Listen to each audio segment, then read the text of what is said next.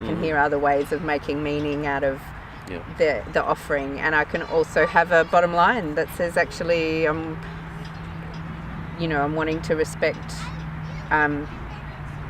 It's sort of like having that boundary issue over self-care. Like, yes, there's a whole lot of yeses possible, but there's also some no's here too. Like, I won't do it for 10 people for free if that's not in alignment with my self-care. Because if it takes me 2 weeks to build the energy and the content and everything and put it together to offer that, then I'm not honouring myself for having done all of that. So, that sort of strength of assertion of self-care boundaries. That you're worth something. Worth charging for. Yeah. Or that even if I was to word it as, my experience is worth coming to paying for, to come and learn from it. If I believe it is, and when I believe it is, then maybe it's going to, I'm going to be able to share it in a way that's more powerful. So it may be a contribution.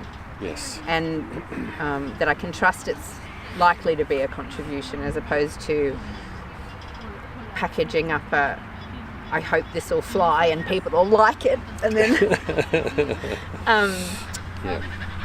can you please validate me, is really what I think I used to do in marketing. Blast out a whole heap of emails and things, and then wait eagerly. Has anyone responded? Validation, there's one. So marketing is a genuine game of friendship. Is what I've got real with myself about. Yeah, about building relationships. Yeah, and showing up and not even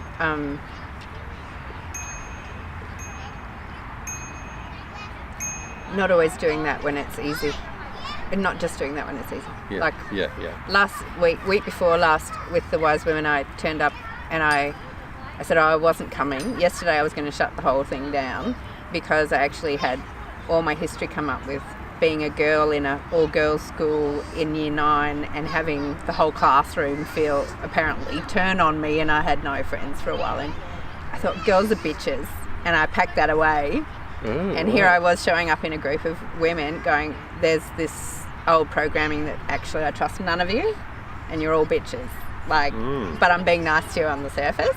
And I went, that's not going to fly here, and it's not going to fly with me, and it's not going to fly with you guys. I just need to name this little girl in Year 9 had an experience called she had no friends, and it was painful and she didn't understand. And she withdrew, and she's been hiding. And she's told herself she was no good. That's why she didn't have a good experience in Year 9. And I can reflect now and go, oh gosh, I'd come from Malaysia, Canberra, because we'd done this travel around in the Air Force. I was such the weird kid. Like, I had all this experience of life that these kids are not. Outside the suburban street. Outside the little neighbourhood where everybody else had grown up. And I can understand why that maybe felt a bit overwhelming, and not, how do you be with this girl with all of this? So, I can see it a little differently. And I can also recognise I was having my own lack of safety in my family of origin too, like about showing up and sharing, and not being able to do that very effectively. I probably sulked instead of saying to anyone, I'm hurting? Yeah, I'm really disappointed. I would have enjoyed to play at lunchtime. Can we play at lunchtime tomorrow? Or find out what was going on. And I didn't have any skills for that myself. So. Yeah. But it was good to name it and have it come up. And actually, I would have sabotaged the group if I had let it sit there and fester. So that was challenging and rewarding, because I was really held and received with that's lovely. Actually acknowledgement of like, oh, that happened to me too. Like, I've got that suspicion of other women being competitive thing going on underneath. Yeah. And it's from hurt. Yeah. From times when women friends haven't demonstrated the level of trust and emotional safety that we might have liked. Yeah. And I think, obviously there's male-female stories about that too, so whole clusters of stories about that too. But That sounds like a big deal. Just mindful of the time. How is it? It's 10 to 3. Okay. We probably need to leave here about 3:30 at the latest. Yeah, if that's I set good. the alarm. Okay. Yeah, So- we've done that before, haven't we? When we've got up, Yes. we better set the alarm, make sure. Set it at 3:25. I do enjoy my language, my words. No real surprise I ended up in communication, is it really? Yeah. I'm learning some patience with myself, and I have humility now that actually part of the reason I used to talk so much was a bit of camouflage and smoke and mirrors, and now it's more like I'm so excited. It's like, and I found out this and this happened, and I've been encouraging my storyteller. I'm not so sure it ameliorates some of the suffering that other people might experience for how many words I speak. But Something you might, I don't know, if you come across the Story brand? I have. Yes, I have. The hero's journey stuff. Yeah. I recently bought the book on recommendation. Yeah. And because it's all about telling the story and how one can do that. And in fact, everything that one writes as a business, wanting to promote oneself is good. This is what the book says. It's good to put it into a story with the hero, and then the calamity, and then The rising. there's someone coming along to save them, and then the rising. So I'm You're gonna look into going to look into that. Yes, about halfway through the book. Oh yeah. What do you value about it so far that you're enjoying? I think I've always appreciated the story. Well, I mean, in the whole spiritual journey, of course, in my life and in the spiritual journey, it was all about no story. Like, forget the story. Just drop the story. This is all about being. So there's been this sort of thing about story, and so now I guess I'm coming in full circle to come into, actually, how would this be if I embrace the story? So it's not about pushing it away, but embracing it. There's a lot of merit in it. Because story is really, and I've heard this said and read it, story is how we define ourselves, culturally, socially.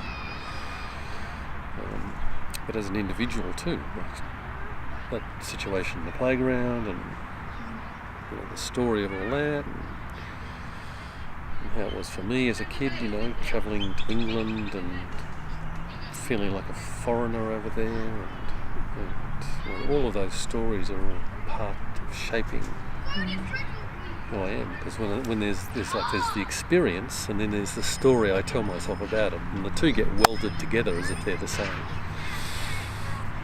So I think there's value in unpicking that, and maybe telling the story is one way of helping to unpick it. So I've started writing a book, not a story book so much. Oh, is that my phone?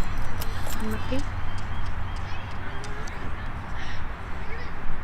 I think it's just a sales call. I've written 8,000 words. I'm feeling excited to be putting something down, and it's like my sense of it is it's like you were talking about making yourself accountable. I can see that in writing the book, I'm actually making myself accountable to live what I'm talking about. And that's so it's showing up the gap that we were talking about before.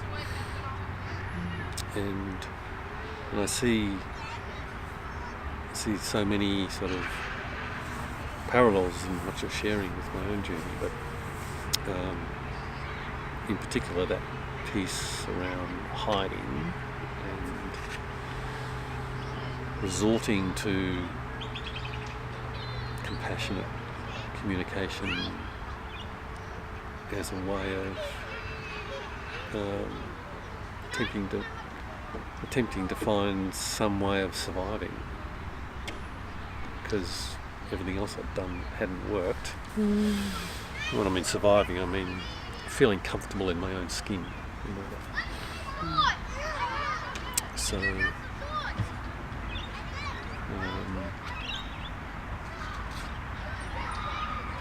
yeah.